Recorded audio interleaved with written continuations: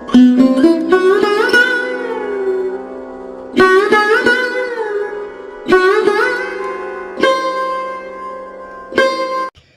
कृष्णा, जय श्री हरि, ओम नमः शिवाय। प्रिय भक्तजनों, आज बृहस्पतिवार के दिन आप बृहस्पति देव की बड़ी ही दुर्लभ कथा सुनेंगे। इस कथा को सुनने से भक्तों की सभी मनोकामनाएं भगवान बृहस्पति देव की कृपा से पूर्ण हो जाती है। तो आइए बड़े ही श्रद्धा और प्रसन्नचित मन से इस कथा को सुनते हैं। भारतवर्ष में एक प्रतापी और दानी राजा राज्य करता था। वह नित्य गरीबों और ब्राह्मणों की सहायता करता था। यह बात उसकी रानी को अच्छी नहीं लगती थी।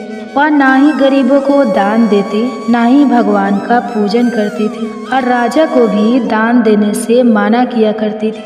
एक दिन राजा शिकार खेलने वन को गए हुए थे तो रानी महल में अकेली थी। उसी समय एक दिन राजा शिकार खेलने वन को गए हुए थे तो रानी महल में अकेली थी। उसी समय बृहस्पति देव साधु वेश राजा के महल में भिक्षा लेने के लिए गए और भिक्षा मांगी तो रानी ने भिक्षा देने से इनकार कर दिया और कहा, हे साधु महाराज, मैं तो दान पुण्य से तंग आ गई हूँ। मेरा पति सारा धन लुटाते रहते हैं। मेरी इच्छा है कि हमारा धन नष्ट हो जाए, फिर ना रहेगा बांस, ना बाजेगी बंसुरी। साधु ने कहा, देवी तुम तो बड़ी विचित्र हो।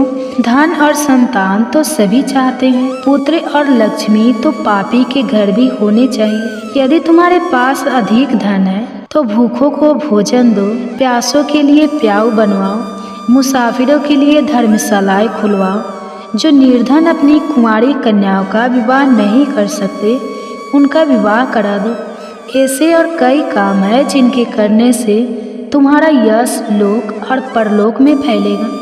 परंतु रानी पर उपदेश का कोई प्रभाव नहीं पड़ा। वो बोली, महाराज आप मुझे कुछ ना समझाए। मैं ऐसा धन नहीं चाहती जो हर जगह बांटती फिरूं। साधु ने उत्तर दिया, यदि तुम्हारी ऐसी इच्छा है तो तथास्तु। तुम ऐसा करना कि बृहस्पतिवार को घर लीपकर पीली मिट्टी से अपना सिर धोकर स्नान करना, भट्टी चढ़ाकर कपड़े धोना। ऐसा करने से आपका सारा धन नष्ट हो जाएगा। इतना कहकर वह साधु महाराज वहाँ से आलोक हो गए और साधु के अनुसार कई बातों को पूरा करते हुए रानी को केवल 3 बृहस्पतिवार ही बीते थे कि उसकी समस्त धन संपत्ति नष्ट हो गई। भोजन के लिए राजा का परिवार तरसने लगा। तब एक दिन राजा ने रानी से बोला कि हे रानी, तुम यहीं रहो, मैं दूसरे देश को जाता हूँ, क्योंकि यहाँ पर सभी लोग मुझे जानते हैं, इसलिए मैं कोई छोटा कार्य नहीं कर सकता। ऐसा कहकर राजा परदेश चला गया। वहाँ वह जंगल से लकड़ी काट कर लाता और शहर में बेचता था। इस तरह वह अपना जीवन व्यतीत करने लगा। इधर राजा के परदेश जाते ही रानी और दासी दुखी रहने लगे। एक बार जब रानी और दासी को 7 दिन तक बिना भोजन के रहना पड़ा तो रानी ने अपनी दासी से कहा, हे दासी, पासी के नगर में मेरी बहन रहती है, वह बड़ी धनवान है, तो उसके पास जा और कुछ लेकर आ, ताकि थोड़ा बहुत गुजार बसर हो सके। रानी दासी की बहन के पास गई। उस दिन गुरुवार था और रानी की बहन उस समय बृहस्पति व्रत की कथा सुन रही थी। दासी ने रानी की बहन को अपनी रानी का संदेश दिया, लेकिन रानी की बड़ी बहन ने कोई उत्तर नहीं दिया। जब दासी को रानी की बहन से कोई उत्तर नहीं मिला तो वह बहुत दुखी हुई और उसे क्रोध भी आया। दासी ने वापस आकर रानी को सारी बात बता दी। सुनकर रानी ने अपने भाग्य को कोसा। उधर रानी की बहन ने सोचा कि मेरी बहन की दासी आई थी, परंतु मैं उससे नहीं बोली, इससे वह बहुत दुखी हुई होगी।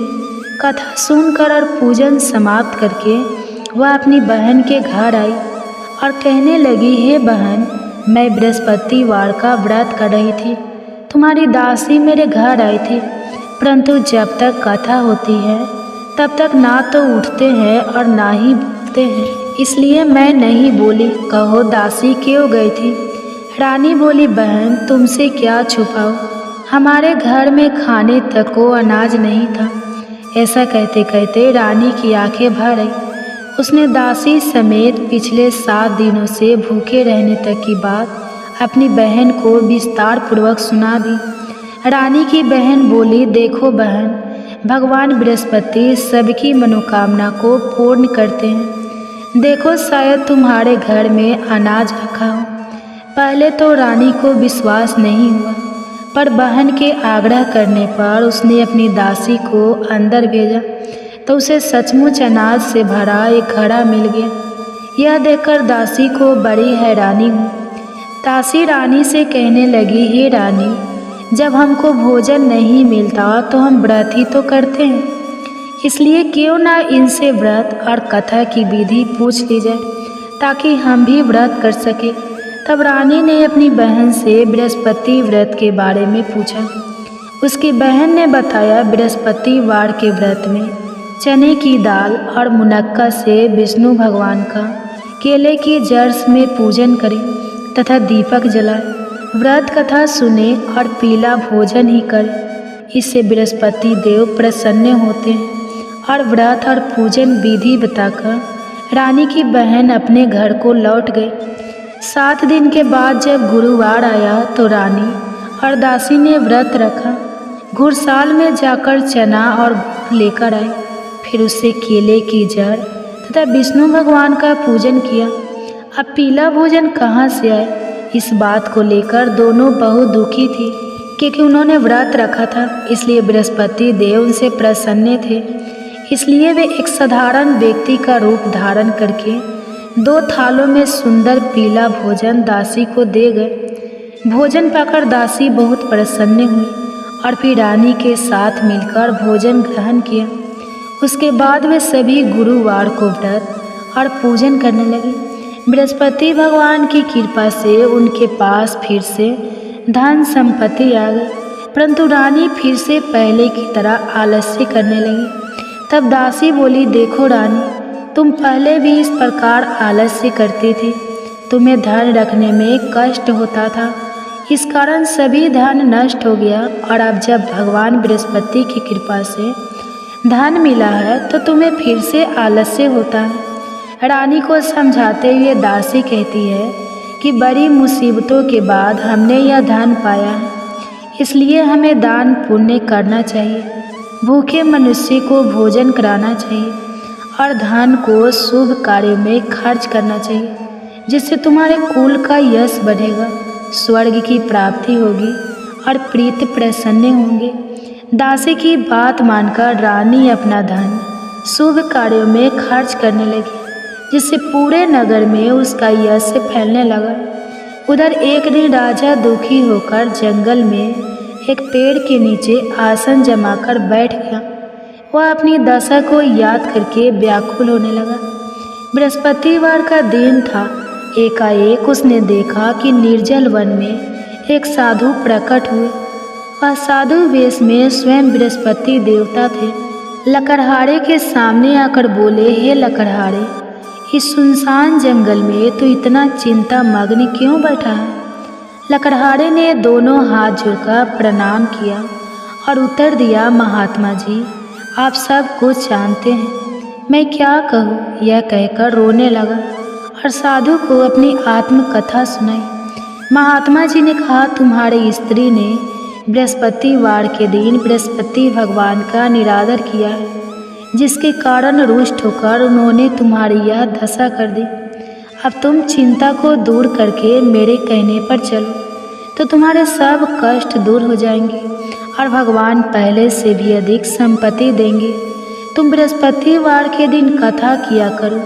2 पैसे के चने मुनक्का लाकर उसका प्रसाद बनाओ और शुद्ध जल से लोटे में शक्कर मिलाकर अमृत तैयार करो। कथा के पश्चाताप अपने सारे परिवार और सुनने वाले प्रेमियों में अमृत और प्रसाद को बांटकर खुद भी ग्रहण करो। ऐसा करने से भगवान तुम्हारी सब मनोकामनाएं पूरी करेंगे। साधु के ऐसे वचन सुनकर लकड़हारा बोला, हे प्रभु, मुझे लकड़ी बेचकर इतना पैसा नहीं मिलता जिससे भोजन के उपरांत कुछ बचा सकूं। मैंने रात्रि में अपनी स्त्री को व्याकुल देखा है। मेरे पास कुछ भी नहीं जिससे मैं उसकी खबर मंगा सकूं। और फिर मैं बृहस्पति देव की क्या कहानी सुनूं? मुझको तो कुछ भी मालूम नहीं है। साधु ने कहा, हे लकड़हारी, तुम किसी बात की चिंता मत करो। बृहस्पतिवार के दिन तुम रोजाना की तरह लकड़ियाँ लेकर शहर को जाओ। तुमको रोज से दुगुना धन प्राप्त, जिससे तुम भली भांति भोजन कर लोगे और बृहस्पति देव की पूजा का सामान भी आ जाएगा। बृहस्पति देव की कथा इस प्रकार है, सुनो। प्राचीन काल में एक ब्राह्मण रहता था। वह बहुत निर्धन था, उसकी कोई संतान नहीं थी। उसकी स्त्री बहुत मलिनता के साथ रहती थी।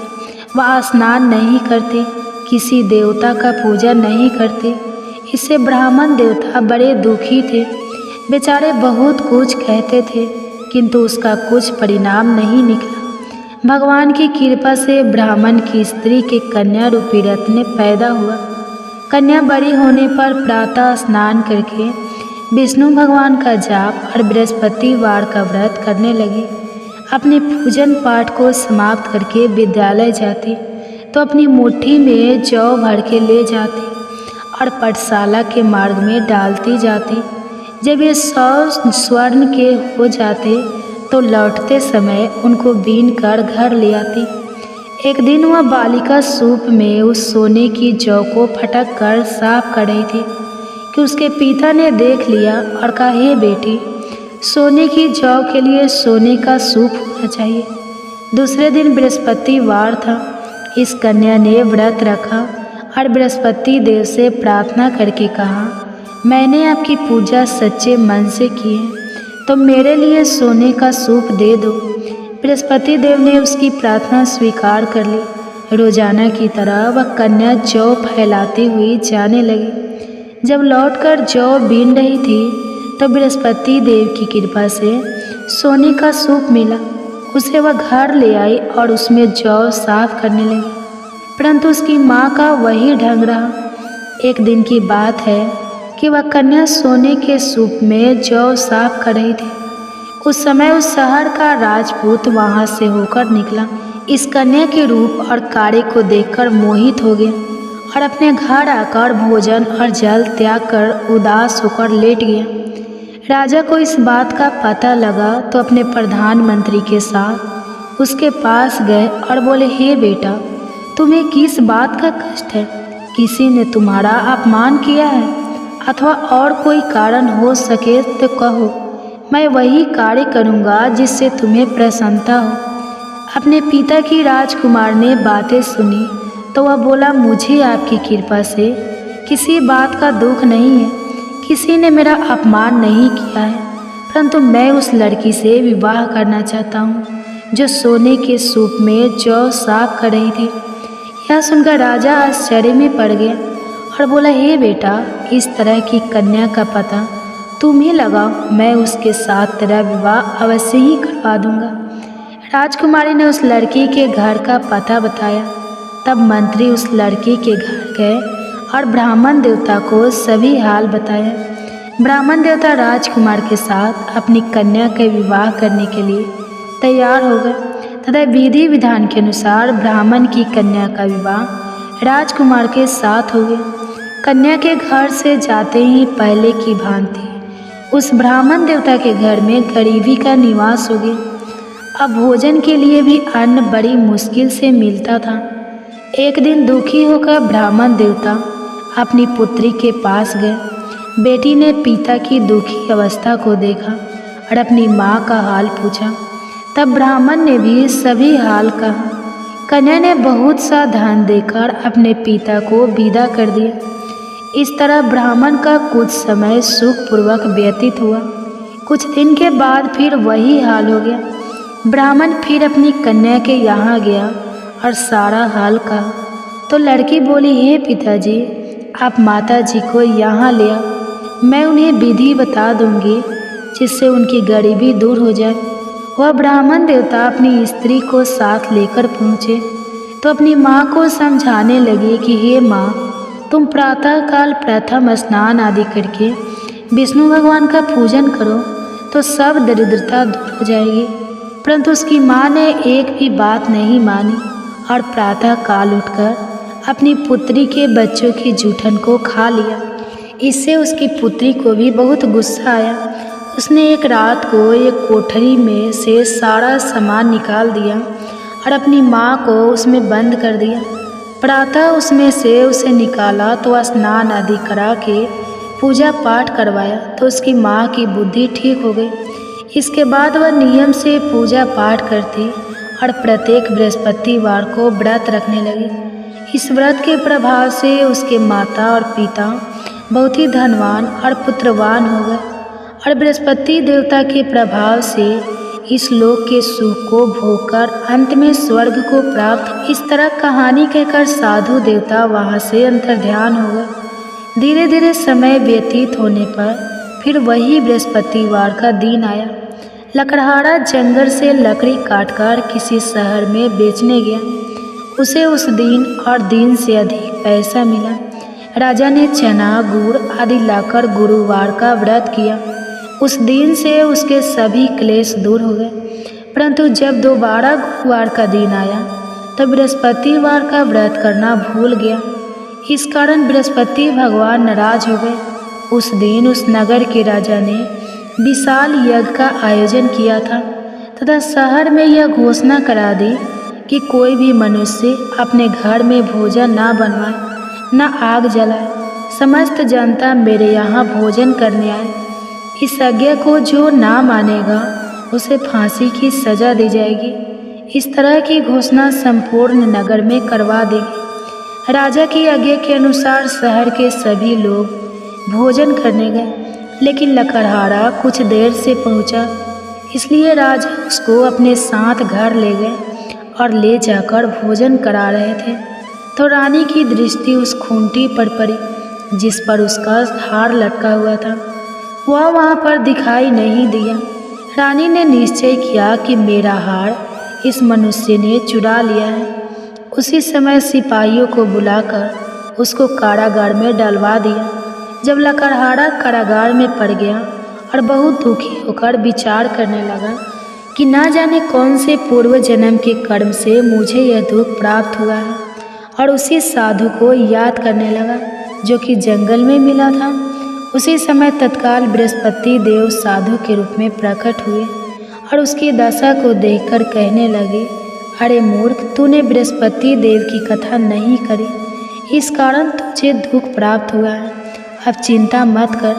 बृहस्पतिवार के दिन कारागार के दरवाजे पर 4 पैसे पड़े मिलेंगे, उनसे तू बृहस्पति देव की पूजा करना, तेरे सभी कष्ट दूर हो जाएंगे। बृहस्पतिवार के दिन उसे 4 पैसे मिले।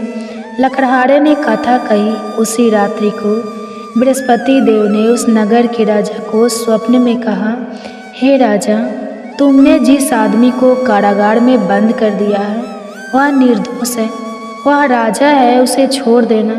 रानी का हार उसी खूंटी पर लटका है। अगर तू ऐसा नहीं करेगा तो मैं तेरे राज्य को नष्ट कर दूंगा। इस तरह रात्रि के स्वप्न को देखकर राजा प्रातः काल उठा और खूंटी पर हार देकर लकड़हारे को बुलाकर क्षमा मांगी और लकड़हारे को योग्य सुंदर वस्त्र आभूषण देकर विदा कर दिया। बृहस्पति देव की आज्ञा के अनुसार लकड़हारा अपने नगर को चल दिया। राजा जब अपने नगर के निकट पहुंचा तो उसे बड़ा आश्चर्य हुआ। नगर में पहले से अधिक बाग, तालाब, कुएं तथा बहुत सी धर्मशाला, मंदिर आदि बनाई गई। राजा ने पूछा, यह किसका बाग और धर्मशाला है? तब नगर के सब लोग कहने लगे, यह सब रानी और बंदी के हैं। तो राजा को आश्चर्य हुआ और गुस्सा भी आया। जब रानी ने यह खबर सुनी कि राजा आ रहे हैं तो उन्होंने दासी से कहा, हे दासी, देख राजा हमको कितनी बुरी हालत में छोड़ गए थे। हमारी ऐसी हालत देखकर वो लौट ना जाए, इसलिए तू दरवाजे पर खड़ी हो जा। आगे के अनुसार दासी दरवाजे पर खड़ी हो गई। दासी दरवाजे पर खड़ी हो गई। राजा आए तो उन्हें अपने साथ लेकर आई। तब राजा ने क्रोध करके अपनी रानी से पूछा कि यह धन तुम्हें कैसे प्राप्त हुआ है? तब उन्होंने कहा, हमें यह सब धन बृहस्पति देव के इस व्रत के प्रभाव से प्राप्त हुआ है। राजा ने निश्चय किया कि 7 रोज बाद तो सभी बृहस्पति देव का पूजन करते हैं, परंतु मैं प्रतिदिन 3 बार कहानी और रोज व्रत किया करूँगा। अब हर समय राजा के दुपट्टे में चने की दाल बंधी रहती और दिन में 3 बार कहानी कहते। एक रोज राजा ने विचार किया कि चलो अपनी बहन के यहाँ हो आवे। इस तरह निश्चय करके राजा घोड़े पर सवार होकर अपनी बहन के यहाँ को चलने लगा। मार्ग में उसने देखा कि कुछ आदमी एक मुर्दे को लिए जा रहे हैं। उन्हें रोककर राजा कहने लगा, अरे भाइयों, मेरी बृहस्पति देव की कथा सुन लो। वे बोले, लो, हमारा तो आदमी मर गया है, इसको अपनी कथा की पड़ी है। परंतु कुछ आदमी बोले, अच्छा कहो, हम तुम्हारी कथा भी सुनेंगे। राजा ने दाल निकाली और जब कथा आधी हुई थी कि मुर्दा हिलने लगा, और जब कथा समाप्त हो गई तो राम राम करके मनुष्य उठकर खड़ा हो गया। आगे मार्ग में उसे किसान खेत में हल चलाता मिला तो राजा ने उसे देखकर बोला, अरे भैया, तुम मेरी बृहस्पतिवार की कथा सुन लो। किसान बोला, जब तक मैं तेरी कथा सुनूंगा तब तक 4 हरैया जोत लूँगा, जा अपनी कथा किसी और को सुनाना। इस तरह राजा आगे चलने लगा। राजा के हटते ही बैल पछाड़ खाकर गिर गए और किसान के पेट में बड़ी जोर का दर्द होने लगा। उस समय उसकी माँ रोटी लेकर आई और उसने जब यह देखा तो अपने पुत्र से सब हाल पूछा और बेटे ने सभी हाल कह दिया।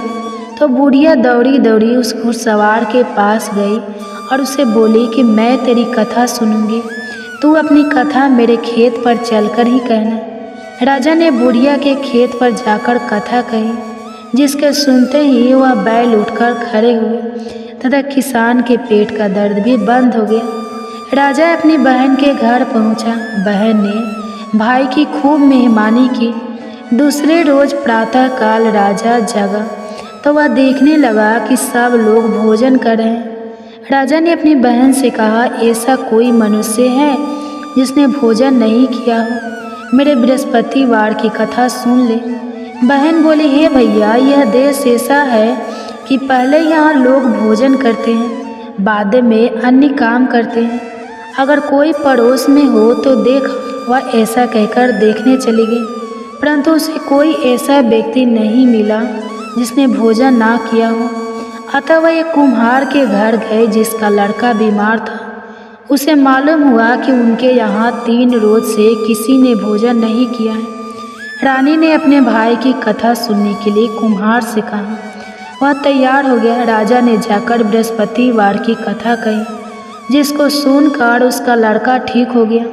अब तो राजा की प्रशंसा होने लगी। एक रोज राजा ने अपनी बहन से कहा कि हे बहन, हम अपने घर को जाएंगे, तुम भी तैयार हो जाओ। राजा की बहन ने अपनी सास से कहा तो सास ने कहा, हाँ चली जा, परंतु अपने लड़के को मत ले जाना, क्योंकि तेरे भाई की कोई औलाद नहीं है। बहन ने अपने भैया से कहा, हे भैया, मैं तो चलूँगी पर कोई बालक नहीं चलेगा। तो राजा बोला, जब कोई बालक नहीं चलेगा तब तुम ही क्या करोगे? बड़े दुखी मन से राजा अपने नगर को लौट आया। राजा ने अपनी दासी से कहा, हम निर्वंशी हैं, हमारा मुंह देखने का धर्म नहीं है और कुछ भोजन आदि नहीं किया है। रानी बोली, हे प्रभु, बृहस्पति देव ने हमें सब कुछ दिया है, वह हमें औलाद अवश्य देंगे। उसी रात को बृहस्पति देव ने राजा से स्वप्न में कहा, हे राजा, उठो, सभी सोच त्याग दो, तेरी रानी गर्भ से है। राजा को यह बात सुनकर बड़ी खुशी हुई। 9वें महीने में उसके गर्भ से एक सुंदर पुत्र पैदा हुआ। तब राजा बोला, हे रानी, स्त्री बिना भोजन के रह सकती है, पर बिना कहे नहीं रह सकती। जब मेरी बहन आएगी तो मुझसे कुछ मत कहना। रानी ने सुनकर हाँ कर दिया। जब रानी की बहन ने यह शुभ समाचार सुना तो वह बहुत खुश हुई और बधाई लेकर अपने भाई के यहाँ आई। तभी रानी ने कहा, घोड़ा चढ़कर तो नहीं आई है, गधा चढ़कर आई है। राजा की बहन बोली, भाभी, मैं इस प्रकार ना कहती तो तुम्हें औलाद कैसे मिलती? बृहस्पति देव ऐसे ही हैं, जैसी जिसके मन में कामनाएं हैं सभी को पूर्ण करते हैं। जो सद्भावना पूर्वक बृहस्पतिवार का व्रत करता है एवं कथा पढ़ता है अथवा सुनता है, दूसरे को सुनाता है, बृहस्पति देव उनकी सभी मनोकामनाएं पूर्ण करते हैं। बृहस्पति देव उनकी सदैव रक्षा करते हैं। जो संसार में सद्भावना और सच्चे हृदय से बृहस्पति देव का पूजन करते हैं, उनकी सभी मनोकामनाएं उसी प्रकार पूर्ण होती हैं। जैसे राजा और रानी ने बृहस्पति देव की कथा का गुणगान किया, उनकी सभी इच्छाएं बृहस्पति देव ने पूर्ण की। मनुष्य के हृदय से उनका मनन करते हुए जयकारा करना चाहिए। तो प्रेम से बोलिए बृहस्पति देव की जय, विष्णु भगवान की जय, समस्त देवी देवताओं की जय। अब आप भगवान बृहस्पति देव की आरती श्रवण कीजिए। ओम जय बृहस्पति देवा, जय बृहस्पति देवा, छीने भीने भोग लगाऊ फल मेवा। ओम जय बृहस्पति देवा, तुम्हें पूर्ण परमात्मा, तुम्हें अंतर्यामी, जगत पिता जगदीश्वर, तुम सबके स्वामी। ओम जय बृहस्पति देवा, चरणामृते निज निर्मल, सभी पातक हरता, सकल मनोरथ दायक, कृपे करो भरता।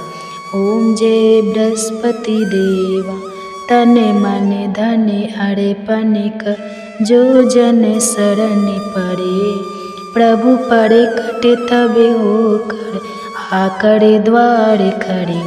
ओम जय बृहस्पति देवा, दीन दयाल दयानिधि, भक्तन हितकारी, पापे दोषी सबे हरता, भवे बंधन हारी।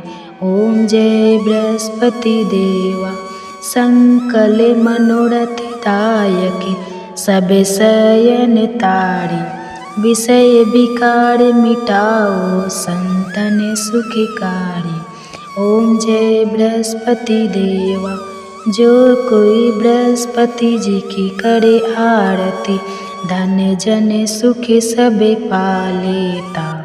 ओम जय बृहस्पति देवा, जय बृहस्पति देवा।